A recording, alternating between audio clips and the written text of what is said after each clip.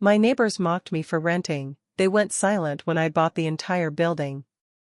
Before we dive in, let me know where you're watching from, drop your location in the comments. And if you haven't yet, please hit like, tap subscribe, and turn on the notification bell so you never miss a story. I'm carrying 2 grocery bags up the stairs when I hear them.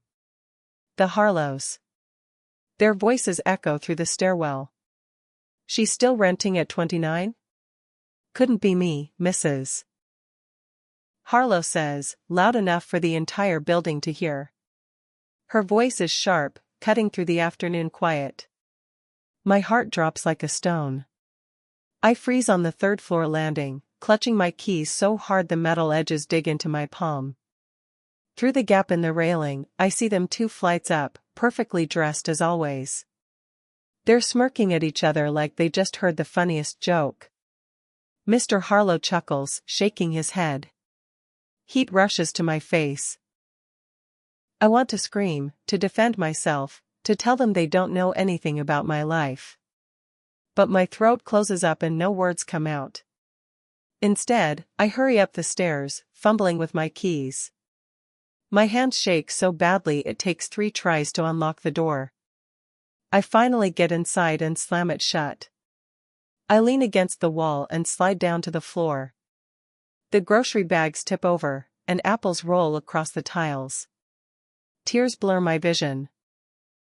I've worked so hard for years, saved every single dollar I could, and they think I'm nothing. Just another loser who can't afford to buy. One day, I whisper through the tears, you'll wish you hadn't laughed. My phone buzzes on the counter. I wipe my eyes and reach for it, expecting spam. Instead, an email notification lights up the screen, investment opportunity, Crestwood building for sale. At first, I think it's spam. My finger hovers over the delete button. But something stops me. Curiosity, maybe. Or desperation. I open the email and start reading. The entire building I live in, Crestwood Apartments, is quietly up for sale. The owner has debts, needs to offload it fast. My pulse quickens as I scroll through the details. The price tag makes me dizzy. It's huge, impossible. But then I see a name I recognize, Ethan Ruiz, listed as the consulting agent. Ethan used to work with me at the design firm before he switched to real estate. We weren't close, but he was always fair and honest. My mind races. What if I could actually do this? What if I could buy this building? The idea feels insane, but also thrilling. I screenshot the email and open my messaging app. My hands shake as I type, Ethan, it's Lena. What if I could buy Crestwood? I stare at the message for a full minute before hitting send. The moment it goes through, panic sets in. What am I thinking? Ethan's reply comes faster than I expected. You? Buy an apartment complex? Even through text, I can hear him laughing. My cheeks burn with embarrassment, but I don't back down. I call him. I'm serious, I say when he picks up. He's quiet for a moment, then asks how I'd even afford it. I take a deep breath and explain my plan. I have a small inheritance from my late mother, not much, but it's something. Plus, I've been negotiating a huge design contract with a tech startup. And I know someone who might be interested in being a silent investor. It sounds crazy even as I say it out loud. Ethan listens without interrupting. When I finish, he whistles low. Lena, I don't know if you're brave or just out of your mind. I laugh nervously. Maybe both. He's silent again, and I can almost hear him thinking through the logistics. Finally, he says, all right. But you should know, you have 30 days before someone else closes the deal. Can you move that fast? My stomach flips. 30 days. It's not enough time, but it has to be. Yes, I say, trying to sound more confident than I feel. I can do this. The next morning, I wake up with a plan. I cut every luxury from my budget. No more coffee shop visits, no streaming subscriptions, no dinners out. I take on extra freelance projects, working late into the night after my regular job. My eyes burn from staring at screens, but I push through. Every dollar counts. The hardest part comes on a rainy Tuesday afternoon. I sit at my kitchen table with my mother's jewelry box in front of me. Inside are the few pieces she left me, a pearl necklace, a silver bracelet, her wedding ring. My throat tightens. Selling them feels like betraying her memory. But I know she'd understand. She always told me to fight for what I wanted. With trembling hands, I pack them up and take them to a jeweler downtown. The Harlows notice my new lifestyle. In the laundry room one evening, Mrs. Harlow smirks at my worn sneakers. "Rough month?" she asks, fake sympathy dripping from her voice. I just smile and don't answer. If only they knew. My phone rings as I'm folding clothes. It's Ethan. "We can start the inspection Monday. If you're serious." I grip the phone tighter. I'm serious. Monday arrives cold and gray. I meet Ethan and the inspector in the lobby at 9 sharp. The inspector is an older man with kind eyes and a clipboard. We walk through the building floor by floor, checking pipes, electrical panels, foundation cracks. I take detailed notes, trying to look professional even though my heart is pounding. My pen shakes slightly as I write. We're in the hallway near my floor when the elevator dings. The doors open, and out step the Harlows in matching designer tracksuits. They freeze when they see me with the inspector and Ethan, who's carrying a clipboard and wearing his professional real estate agent look. "Mrs. Harlow's eyes narrow. She walks over, heels clicking sharply on the tile.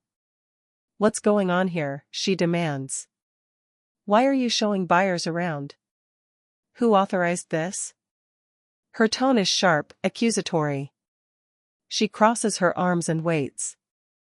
I meet her gaze calmly, even though inside I'm shaking. My mouth is dry, but I force the words out steady. "Just making sure my future looks good," I say with a small smile. She stares at me like I'm speaking another language, her eyebrows drawing together. "Mr. Harlow comes to stand beside his wife, crossing his arms. "Your future? What's that supposed to mean?" I don't answer, just hold that smile. The silence stretches. Ethan clears his throat and suggests we continue the inspection. As we walk away, Mrs. Harlow laughs loudly behind us. "That girl is absolutely delusional," she says to her husband. "Does she think she's buying this place?" Her laughter echoes off the walls. I glance at Ethan, and he gives me a knowing look. Neither of them knows I signed the first investor document that morning. Ethan takes me to meet Ava Ng the following week. She's a real estate lawyer with sharp eyes and an even sharper tongue. We meet at a cafe downtown, and she gets straight to business. "Ethan tells me you're trying to pull off something ambitious," she says, sipping her espresso. I nod and explain everything. She listens intently, occasionally scribbling notes. When I finish, she leans back in her chair.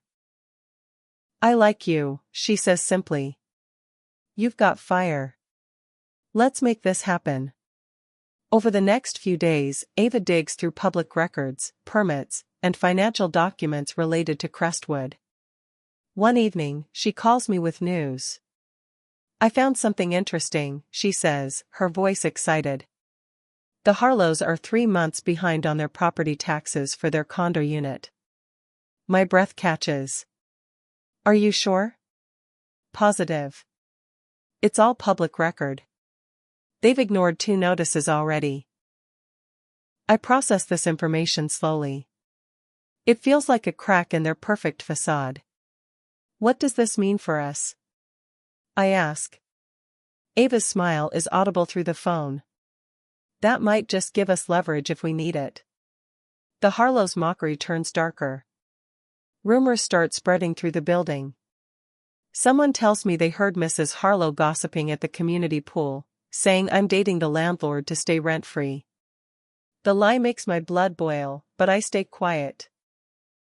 Fighting it would only give the rumor more life. Then one morning, I find my mailbox vandalized. Someone scratched the word "broke" into the metal door. My hands shake as I trace the letters. I feel small again, powerless. I'm sitting on my couch that night, seriously considering giving up, when my phone buzzes. It's a text from Ava, sent at midnight. The seller accepted your offer. Pending final funding. I read it 3 times to make sure I'm not imagining it. A laugh bubbles up from my chest, then tears follow. Happy tears this time. I stand up and walk to my window, looking out at the city lights. They won't believe what's coming, I whisper to my reflection. Tomorrow, I'll have to figure out the final funding. But tonight, I let myself feel hope. The signing happens in a quiet office downtown on a Wednesday afternoon. Ethan and Ava are there, along with the seller's lawyer. Papers are stacked in neat piles across the conference table. The seller, an older man named Mr. Chen, looks tired but relieved. We shake hands, and then I start signing. Page after page. My signature, over and over, making it real. For the first time in my life, I'm the buyer, not the tenant. My hand cramps halfway through, but I don't care. When the last signature is done, Mr. Chen stands and wishes me luck. Take good care of the place, he says kindly. I promise I will. Ava packs up her briefcase, grinning at me. We walk out together into the bright afternoon. I'm trembling, both from excitement and fear. This is real now. I own a building. Me. As I'm driving home, Ethan calls. His voice is tense. Lena, we have a problem. There's a delay with the investor funds. The wire didn't go through as planned. My heart drops. What does that mean? It means the seller might reopen bidding. We have to fix this fast. The next morning, I learn the truth from Ava. The Harlows somehow heard rumors that I'm interested in buying the building. Now they're courting Mr. Chen too, trying to buy it themselves. My stomach twists with betrayal. The same people who mocked me, who called me broke, now want to take this from me. I pace my apartment, anger and fear mixing into a toxic cocktail. How did they find out? Did someone leak information?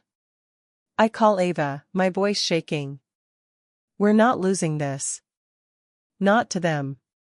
She's quiet for a moment, then says firmly, we won't. Trust me. Over the next 24 hours, Ava works around the clock.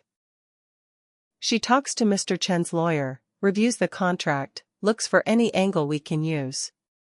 Meanwhile, I try to track down my investor, who's been unreachable for 2 days. Every hour that passes feels like a countdown to disaster. The Harlows are probably celebrating right now, thinking they've won. But they don't know how stubborn I can be. On Friday morning, Ava finds a loophole. She explains it to me over a video call, her face exhausted but determined. According to the contract, you can close early if you produce the last payment within 72 hours. It's a clause Mr. Chen included in case of situations exactly like this. 72 hours. 3 days. I run the numbers in my head. It's possible, but barely. Ethan joins the call and expresses doubt. Lena, that's cutting it really close. Are you sure? I am sure. I have to be. I spend the weekend designing like my life depends on it. I take 3 emergency freelance contracts, promising impossible deadlines but knowing I can deliver. I don't sleep. Coffee and adrenaline keep me going. By Sunday night, I've earned enough to add to my reserves. Then I do something I swore I'd never do, I liquidate my stock portfolio. Every share, every investment I've carefully built over the years. It hurts, but I don't hesitate. Monday morning, I check my bank account. The number is exact. Down to the dollar. But now comes the hardest part. The transfer has to clear by midnight, or the deal falls apart. I race to the bank at 4 in the afternoon, my heart already racing. Storm clouds gather overhead, dark and threatening. Inside, the line is impossibly long. At least 15 people stand between me and the counter. I shift from foot to foot, checking my watch every 30 seconds. 4:15. 4:37. Each minute feels like an hour. When I finally reach the counter, the banker is a middle-aged woman with a patient smile. I need to wire this immediately, I say, trying not to sound desperate. I slide the paperwork across with shaking hands.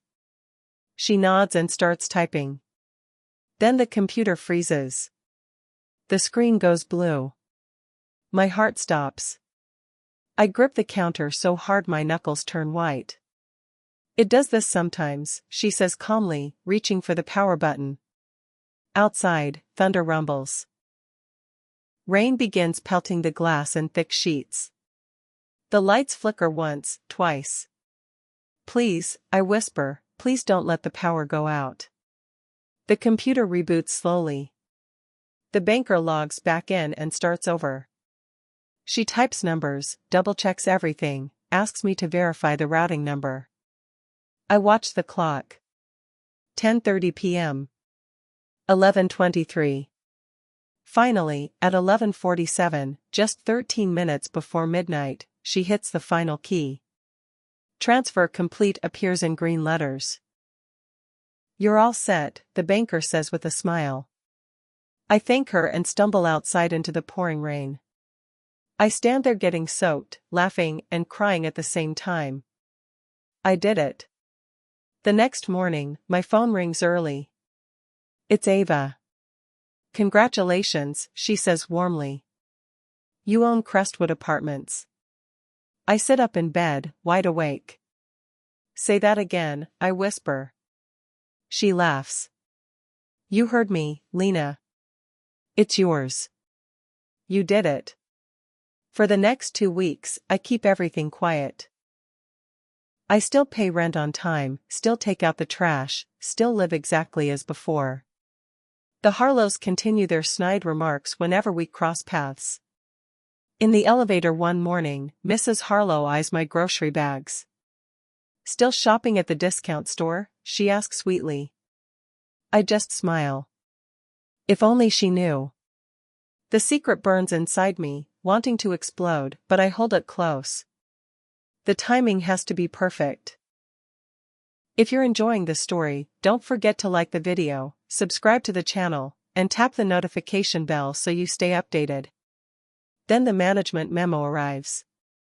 It's delivered to every unit on a Tuesday morning. New owner effective immediately, the subject line reads. I watch from my window as people check their mailboxes. Confusion spreads through the building. Neighbors gather in the lobby, whispering. Who bought it? Why didn't anyone know it was for sale? I see Mrs. Harlow storm past my window, heading toward the property manager's office. Her face is red, her steps furious. I take a sip of my coffee and wait.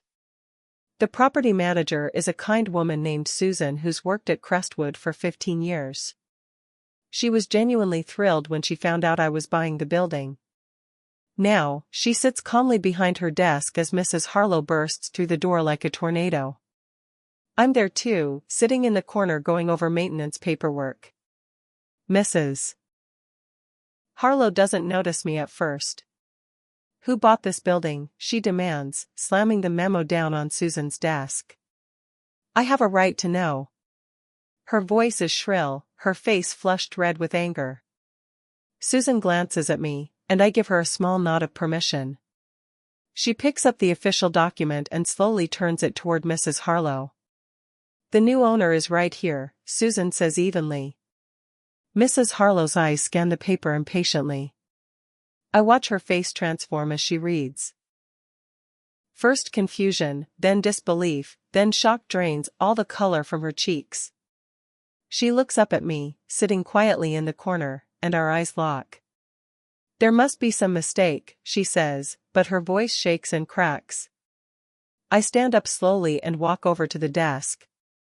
My heart is pounding, but my hands are steady. "No mistake," I say gently. "I'm the new owner." The room falls completely silent except for the hum of the air conditioner. Mr. Harlow appears in the doorway, probably wondering what's taking so long. His wife turns to him, mouth opening and closing, completely speechless. Over the next week, I quietly implement new building standards. No more waived late fees for anyone. No subletting without written permission. And a new rule: tenants behind on rent must complete community service hours. It's fair, and most residents don't mind. But the Harlows? They're livid. Turns out they'd been behind on their rent for 2 months, claiming they were waiting for a check to clear. Susan shows me the records. They've been skating by on excuses and charm. I approve a notice for their door. When Susan posts it, I'm not there to see their reaction, but I hear about it. Mr. Harlow apparently tore it down and stormed to the office. Susan stood her ground, explaining the new policies apply to everyone equally. That evening, as I'm cooking dinner, someone pounds on my door. It's Mr. Harlow. His face is red with rage. "You're going to regret this," he growls through the doorway. I keep the chain lock on. "I'm just enforcing standard policies," I say calmly. "If you have concerns, please submit them in writing to the property management." He stares at me, jaw clenched, then storms away. 2 weeks later, there's a knock at my door. I open it to find Daniel, my ex-boyfriend, standing there with flowers.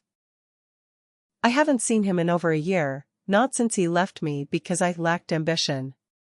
Now here he is, grinning like we're old friends. "Lena," he says warmly.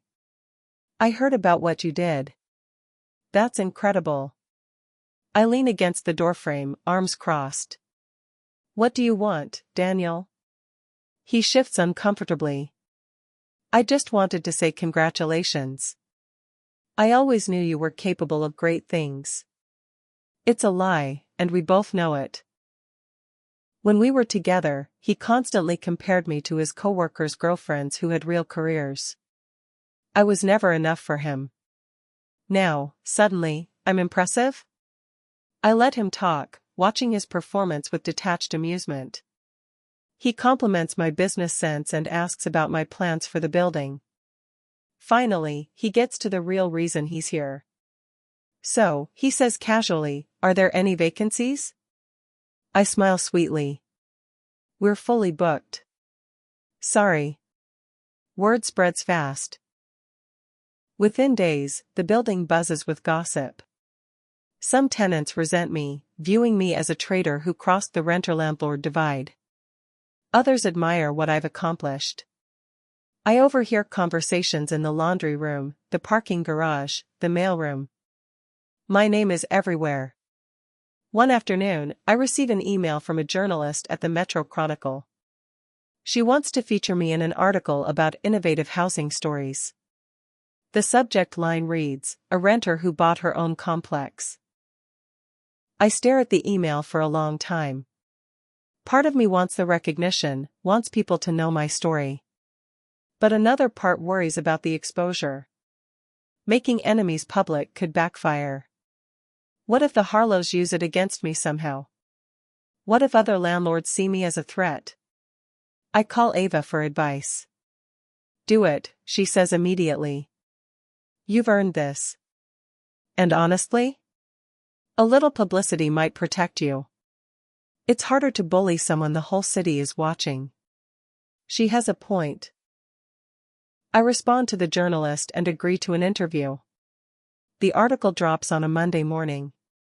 The tenant-turned-landlord, Lena Morales' inspiring journey reads the headline, with my photo beneath it. The journalist captured my story perfectly, the struggles, the mockery, the determination. Within hours, it's everywhere. People share it on social media. Strangers message me with congratulations and questions. I become a local sensation overnight. The impact on the Harlows is immediate. Their social circle, those fancy friends they always bragged about, start avoiding them. I hear through another tenant that Mrs. Harlow was disinvited from a charity luncheon. The irony isn't lost on me. Just weeks ago, they called me broke and laughed at me expense. Now they're the ones being excluded. That evening, I receive a message from an unknown number, "We need to talk." It's about the Harlows. My stomach tightens. I reply, "Who is this?" The response comes quickly, "Former tenant. I have information you'll want to hear." We meet at a coffee shop the next afternoon. The man introduces himself as Marcus. He lived at Crestwood 2 years ago before moving across town. He's nervous, fidgeting with his cup. "I saw the article," he begins. "And I thought you should know something." He explains that the Harlows have been illegally renting out their unit on Airbnb whenever they travel. They've been doing it for at least a year, pocketing cash while violating their lease terms. He knows because he saw the listings online and recognized the photos. I process this information carefully. "Do you have proof?" Marcus nods and shows me his phone. Screenshots of the Airbnb listing, complete with interior photos that clearly match the Harlow unit. Reviews from guests mention the penthouse apartment at Crestwood. It's all there, undeniable. I thank Marcus and promise to handle it appropriately. Walking back to my car, I feel a strange mix of emotions. I didn't want it to come to this. But they've left me no choice. That evening, I meet with Ava. She reviews the evidence and nods. "This is a clear lease violation. You're within your rights to proceed with eviction." I take a deep breath. "Let's handle this properly. Prepare the official notice." The eviction notice is delivered on a Friday morning. Susan posts it on their door personally, following all legal protocols. I'm in my apartment when I hear the explosion. Mrs. Harlow's voice carries through the walls, screaming about lawsuits and injustice. Doors slam. Footsteps thunder down the hallway. My doorbell rings insistently. I check the peephole and see both Harlows, red-faced and furious. I open the door but keep the chain lock secured. "This is harassment," Mrs. Harlow shouts. "We'll sue you for everything." I remain calm, my voice steady. "You violated your lease terms by running an illegal short-term rental. I have documentation and witness statements. You're welcome to consult a lawyer, but the law isn't on your side." Mr. Harlow steps forward threateningly, but I don't flinch. "I'd advise you to step back," I say quietly. "I have security cameras in this hallway." "It's a bluff, I don't have cameras yet, but it works." He backs off. I close the door and lean against it, heart racing. 3 days later, security escorts them out while neighbors watch from windows and doorways.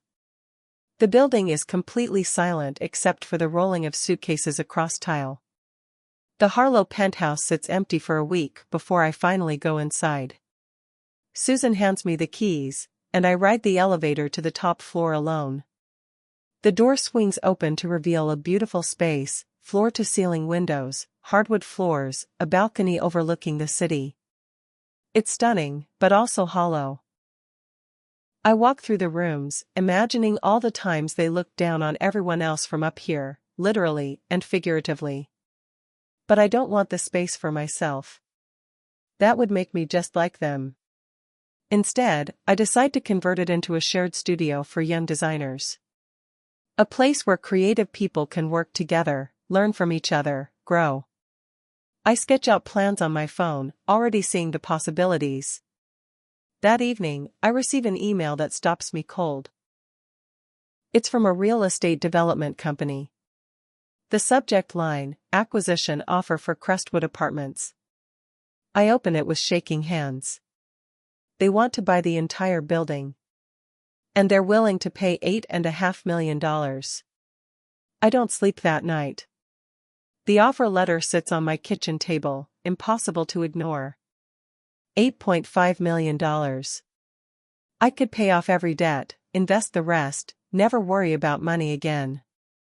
I could travel, start a new business, do anything I want. The temptation is overwhelming. I call Ethan the next morning. He's quiet when I tell him about the offer. That's life-changing money, Lena, he finally says. No one would blame you for taking it. But then he adds, however, if you sell, you lose the legacy you built. This place isn't just a building anymore. It's proof that someone like you can win against people like them. It's inspiration for every person who's been told they're not enough. His words hit hard. I think about everyone who's messaged me since the article. People who saw themselves in my story. Young renters who felt hopeless until they read about what I did. If I sell, what message does that send? That evening, I open the offer letter again. $8.5 million. I stare at the number until the words blur. Then I close the email and begin typing my response. 3 weeks later, I'm at the property management office when Susan tells me someone's asking for me in the lobby. I walk out and stop cold. It's the Harlows. They look different, less polished, tired. Mrs. Harlow's designer bag is missing, replaced with something generic. Mr. Harlow won't meet my eyes. Can we talk? Mrs. Harlow asks quietly. I gesture to the seating area, and we sit. They explain they're living in a smaller building now, a few miles away. They've struggled to adjust. Mrs. Harlow's voice cracks when she says, "We were wrong about you. About everything." I wait. "We want to buy back our old unit," Mr. Harlow says. "We'll pay market rate, whatever you ask." I look at them, really look at them. I remember every insult, every laugh at my expense, every moment they made me feel small. Part of me wants to twist the knife. But that's not who I am. I smile faintly. "That unit's not for sale," I say gently. I converted it into a community studio for young designers. Mrs. Harlow's face falls. "Please," she whispers. I shake my head. "I'm sorry. But some decisions aren't about money." The community studio opens with a ribbon-cutting ceremony on a sunny Saturday. Half the building shows up, along with reporters, local artists, and design students. I give a short speech about dignity, growth, and second chances. About how we all deserve spaces where we can become our best selves. The crowd applauds. Cameras flash. It feels surreal. I scan the audience and spot the Harlows standing in the back. They stayed to watch, silent and still. Our eyes meet briefly. I see something in Mrs. Harlow's expression, regret, maybe, or acceptance. I look away first. After my speech, a reporter raises her hand. "What's next for you, Ms. Morales?" It's a good question. I've thought about it a lot lately. I smile and say, I'm starting a foundation to help renters become owners. I want others to have the same chance I did. The foundation launches 2 months later. We call it Key House, and the response is overwhelming. Within weeks, we're consulting with dozens of renters who dream of ownership. We connect them with financial advisors, real estate lawyers, grant programs. It's more work than I imagined, but also more rewarding. And I'm expanding. I'm in talks to buy 2 more apartment complexes, smaller buildings in neighborhoods that need investment and care. One afternoon, the final paperwork for the first new building lands on my desk. I sign it with the same shaking hands I had months ago at Crestwood. But this time, the fear is mixed with confidence. I know I can do this. I've already proved it once. Ava stops by my office. I have an office now, something I'm still getting used to, and grins at me. Buying another one already? You're addicted. I laugh. Maybe I am. She sits across from me. The Harlows moved out of state, you know. Someone told me they're in Arizona now. I nod slowly. Good for them. I hope they find peace. And I mean it. Tonight, I stand on the balcony of the penthouse. The one I refuse to claim for myself but sometimes visit when the building is quiet. The city lights twinkle below like fallen stars. Below, the city hums with life. Car horns, distant music, the rumble of the subway beneath the streets. This view used to belong to people who looked down on everyone else. Now it belongs to young artists creating beautiful things, people pursuing their dreams without judgment. I think about where I started. Crying on my apartment floor, convinced I'd never be more than a joke to people like the Harlows. But I didn't let their laughter define me. I let it fuel me instead, turning pain into power, humiliation into determination. My phone buzzes. A text from a key house applicant, thanking me for believing in her when no one else would. I smile and reply with encouragement. Somewhere out there, the Harlows are packing up their life in Arizona, starting over far from here. I don't feel triumphant about their struggles. I feel free from them. Revenge was never the goal. Transformation was. I whisper to the city stretched out before me, some walls you build to keep others out, and some, to build yourself up. The wind carries my words away into the night. Below, life continues, people coming home, lights turning on in windows, another day ending and a new one beginning. And I'm here, no longer the girl they laughed at in the stairwell. I'm the woman who bought the building and changed her life forever. Before you go, drop your location in the comments. I love seeing our global community. And please remember to like, subscribe, and turn on the notification bell so you never miss the next story.